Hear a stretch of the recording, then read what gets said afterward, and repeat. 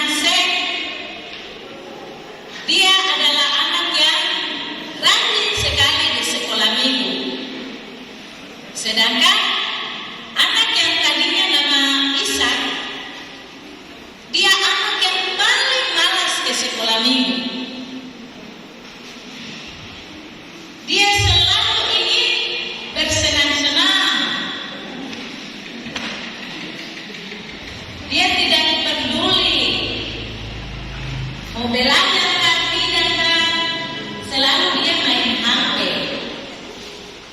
Ketika dia bertemu dengan, ya dia sedang membersihkan mobil, lalu temannya datang. Temannya datang, kasih tahu bahwa ada tugas dari sekolah, mereka harus kerjakan, dan mereka harus pergi ke teman untuk pinjam buku di sana. Tetapi dalam perjalanan mereka mengalami kecelakaan.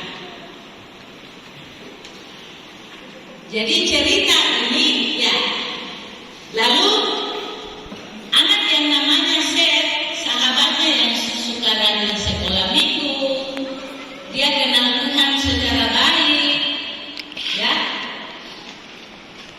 Yang datang kenal jemput dia adalah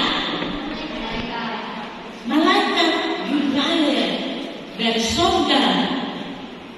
Sedangkan Ishak ini siapa yang jemput? Iblis. Jadi dua